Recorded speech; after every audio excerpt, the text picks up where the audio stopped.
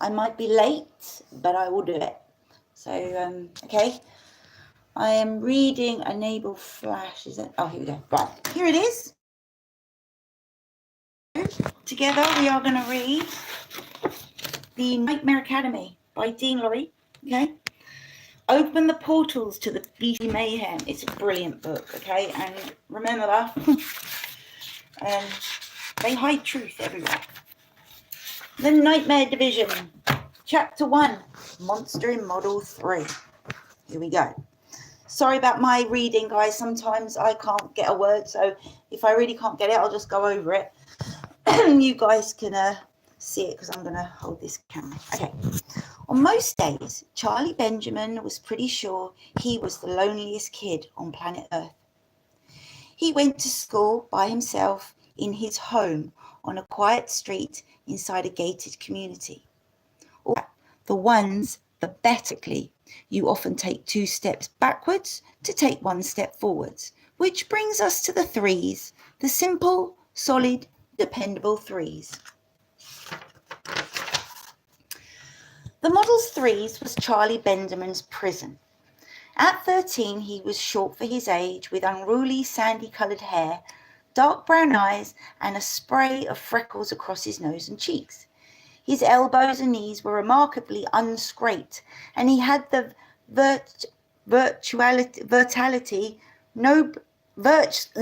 he had virtually no bruises, thanks to his well-meaning mother insisting that he stayed inside the house. It's an uncertain world, she told him.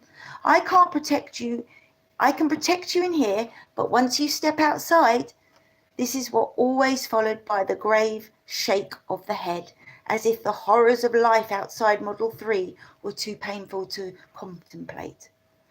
I know you keep saying that, Charlie said to her one Saturday morning after a particularly grave shake of the head. But that doesn't make it true. I'm tired of being stuck here all the time, and I want to go to a normal school. Normal school? His mother replied. Honey, we have everything a normal school has right here. The books, computers, pens, pencils, tests and marks. But no students, Charlie interrupted. I mean, other than me. Well, yes, that is true, his mother agreed pleasantly. She was such a pleasant woman. In fact, she'd never even blamed her own mother for naming her Oogla. Is it Oogla? Well, today it is. And thank goodness, because no student means no teasing and no bullying, no making fun of you just because you're a little bit different. Even though Charlie was the first to admit that he was more than a little bit different, protecting him from the abuse of other kids by locking him away in the house seemed a little to him, well, like removing a splinter by chopping off his hand. It got the job done, but shoved the morning pie he always for his parents. Never for us, never for him. And always for his parents, but never for him. And that was when, to his astonishment, he spotted a small blue envelope addressed to Charlie Benjamin. That's me, he gasped. Almost in a daze, Charlie opened the envelope to reveal an invitation to a party. And not just any party. It was a sleepover party at the home of some kids who lived just down the street. Charlie didn't know them personally, of course. He didn't know any kids his own age, but clearly someone had taken pity on the small, strange kid who lived in Model 3. Charlie read the invitation twice to make sure it was real and said what he thought. And he read it once more for good measure. Once he was satisfied and that he wasn't dreaming the whole thing, he showed it to his parents. Absolutely not. But why? Charlie immediately shot back. I've been good. I've done all my homework. In fact, I finished the chapter on geography.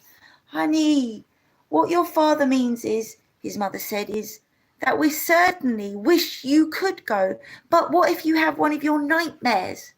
One of his nightmares, even though he'd been years since Charlie actually had a catastrophic nightmare in public. The thought of it happening again made him absolutely weak with dread, and yet there was an actual real opportunity to make a friend here. He couldn't pass it up, so he begged his parents, he pleaded, he offered to do the dishes for a year, mow the lawn and learn French. He argued that it'd been so long since he had an unspeakable nightmare and that he'd surely outgrown them. And then finally he told his parents that he was going to go to the sleepover party, was the only present that he wanted for Christmas and his birthday combined for the next 2 years. 3, if that's what it was going to take. After much arguing behind closed doors, his parents finally retaliated. Which is how, later that night, Charlie found himself skipping up the steps of the stranger's house with an overpass if there's an utter disaster occurs. Charlie's mother asked nervously, following behind him. Yes, Mum, I know how to use the phone. Do you want me to quickly review any of the furs I've taught you? Kung or otherwise, his father offered. I'm not going to fight anyone with kung fu, Dad. Nothing's going to happen to me. Now, trust me. The mobile phone. We know nothing will go wrong, and just in case it does, I put my home number on the speed dial so you can call quickly if something absolutely catastrophic occurs.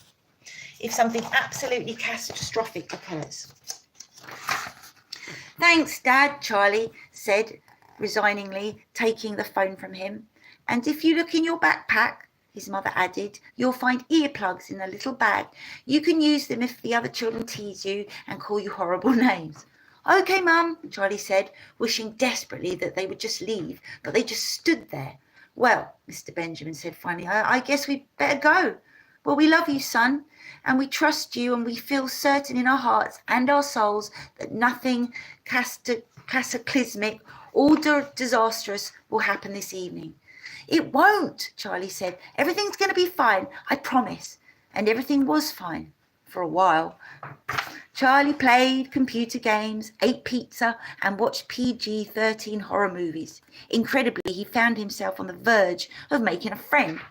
A tall blonde kid that everyone called FT, which Charlie learnt was short for FTW, which was short for The Win, because of his terrific video game prowess. It was most fun Charlie had ever had in his entire life. Then it was time to go to sleep. Accounts differ as to exactly what happened during what the newspaper headlines would soon call terror at the sleepover apocalypse. But certain facts were not in dispute. At some point, around 3 a.m, a tremendous screaming and crash came in a cocoonness of extraordinary tough webbing. When he saw the children dangling like Christmas tree ornaments. A giant spider, Charlie said, and pointed to the broken window. It left through there, and it's not my fault. No one's blaming you, Charlie. In fact, Charlie himself had puzzled over, even though no one actually accused him of anything. After the kids were cut down and retrieved, none of them would speak to him in explosive combination. The very first public disaster while the rest of the children slept on mats out inside the darkened classroom. He could vividly remember it. And as the nursery school teachers raced to see what glittered brilliantly across the easel which lay splintered on the floor. What happened? The teacher asked, her face ashun. I think that's the word. I'm sorry, little Charlie replied, shaking. I didn't mean to do it. You did all of this, the teacher incredulously. Charlie nodded. Sometimes bad things happen when I have nightmares. The pattern was always the same. The pattern. He would go to sleep at home in his soft, warm bed, and everything would seem fine, but for at least a while. But sometimes during the night, terrible snorts and growls would rip through the house. By the time his parents burst into the bedroom to see what was wrong, the place would be ruined. Mattress stuffed stuffing tossed everywhere, carpet torn, glass shattered, and even though they never actually caught him in the process of destroying a room while in the grip of a bad dream, they figured he must be doing it. It was the only explanation that made any sense. In fact, Charlie dreaded going to sleep because he was terrified about what he might find when he woke up. The incident at nap time, later dubbed nap time catastrophe, I can't read that word, quickly became a legend, and it wasn't long before the other kids started chanting "Nightmare Charlie" at him whenever he walked by. Soon his parents were summoned before the nursery school administrator, who carefully explained that welcoming arms would no longer be welcoming Charlie. Aww. The other children are afraid of him, you see, the administrator said with a terrible seriousness. In fact, they refuse. Absolutely is unacceptable. Nap time is the cornerstone of nursery school experience. It is the glue that holds up the remainder of the curriculum together. Without nap time, there's chaos is inevitable, and ruin is sure to follow. I can sense your passion, Charlie's father agreed in the calmest voice. But if you think Charlie is the cause of the distress, he's not, Charlie's mother snapped as she gently rubbed her son's back with her warm, strong hands. The other children have been teasing him and tormenting him, not the other way around. My heavens, do you know what they call him? Nightmare Charlie. Quite right, Barrington continued, but my point is that perhaps Charlie could be moved to a different area or classroom while the rest of the children are sleeping. The administrator was horrified. We cannot go down that slippery slope. If I make one exception for one boy, pretty soon I'll be making two exceptions for two boys. And before you know it, there's all the exceptions and no exceptions, if you get my drift. He shook his head sadly. No, welcoming arms and Nightmare Charlie, Charlie, must go their separate ways now. Even though Welcoming Arms was the very first nursery school to kick Charlie out, it certainly wasn't the last. Balance Point, Happy Child, Little Learners, and Perfect Play Pals soon followed after. And that's where Charlie's horrible streak of getting kicked out of nursery school finally came to an end, because by then he was old enough to get kicked out of primary school, and Charlie was 6 years old. Oh my God. Charlie was 6 years old. I know you review something elementary purred to Charlie's parents, slurring through the adult braces. They were a rat's nest of decaying food and an archaeological dig that contained everything he had eaten the previous week. But our school psychologists believe that he suffered from a variety of serious problems, very serious. In fact, he has diagnosed Charlie with, let me see. Mr. Crubb began reading from a file. Yes, here it is. OCADMMD. That's an awful lot of letters for such a little boy, Mr. Benjamin said, putting his arms protectively around Charlie's narrow shoulders. And he's earned every one of them, believe me. That stands for obsessive compulsive detention deficit mental meltdown disorder. Mr. Crubb set the file down, glaring at Charlie's, unearthing at ancient piece of sweet corn that lay trapped against his mollard. Now being a state school, we are required by law to give an education. However, we think it is in Charlie's best interest to be removed from the general population, and since I can't read that word, in trailer off school ground where he can only associate with the other children that have been diagnosed with as many letters as he. Sign here, please. The head teacher slid a form to Charlie's parents. Charlie's mother slid it back. No, she said. Pardon me. You and the other children may not like Charlie, Mr. Crubb. You may not understand him, but he is a wonder. And if you can't see that, then you don't deserve him. And he will leave with us today and never return. Oogla stood and smiled triumphantly. Until I can find a school that sticks, I will teach him myself. And that's just what she did. For the next 7 years, Charlie went to school in a protected bubble of the Model 3, until that bubble burst. on the night of a sleepover apocalypse. Why, I'm such a freak, Charlie thought as he sat on the couch and stared out of the large front window of their home, hoping to catch a glimpse of the neighbourhood kids as they got out of school. Even if I could play with them, he figured, he could at least watch them. It'd been 5 days since the sleepover apocalypse, and he was still reeling. At the end of the block, the school bus from General MacArthur Middle School grown to a shuddery halt.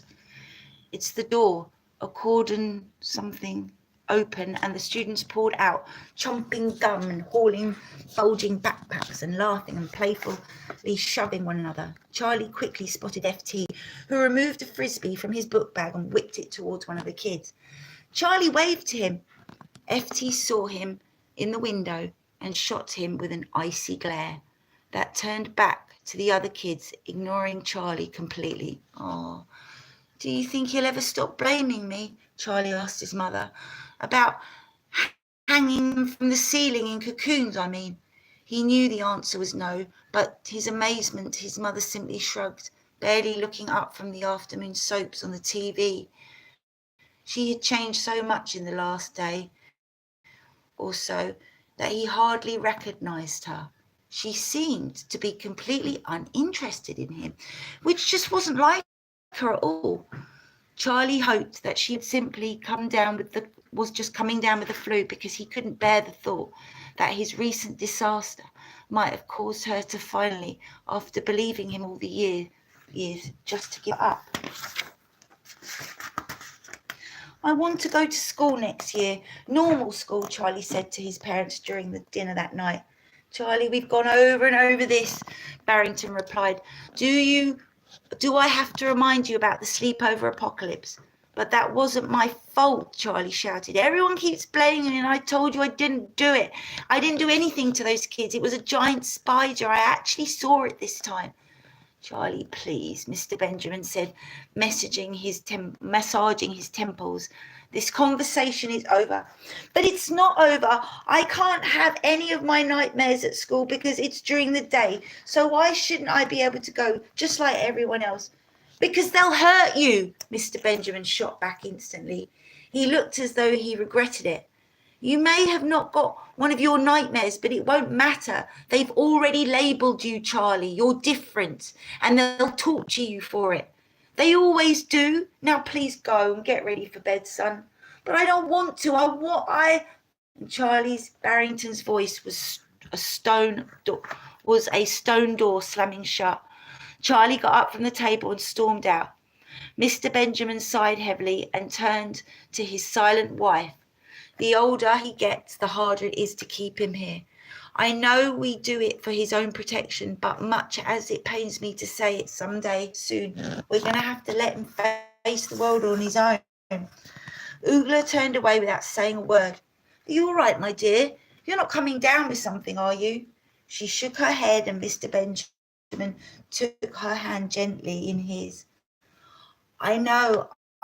I don't want to let him go either. It's cruel outside.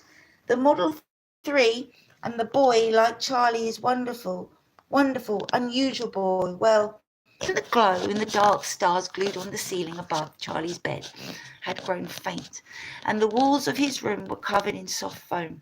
There was no glass in it, nothing sharp or heavy that could potentially hurt him if he was thrown or broken during a particularly destructive nightmare. Only rounded corners and thick padding and windows made of safety plastic. To Charlie, it sometimes felt like an insane asylum designed to protect him from himself, from the horrible things that often happened after he fell asleep. And the sleep, as usual, was slow in coming. He tried to empty his mind of crazy thoughts that were zigging around his brain by writing 2 entries in the wicked awesome gadget journal he kept beside his bed.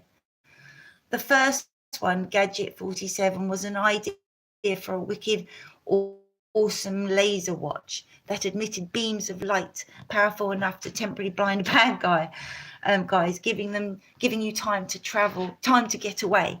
The second one, Gadget 48, was a handheld device that used a complicated computer chip to identify smells for people who had lost their noses in horrible accidents, and he called it the wicked awesome odorometer.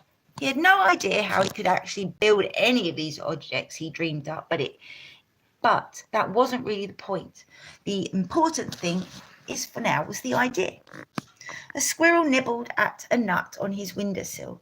In fact, he could hear more of them in the attic above, scratching away softly, and it was oddly soothing. Without even realizing it, Charlie finally fell asleep. He started out as a good dream. He was playing frisbee with the groups of kids on the school playground.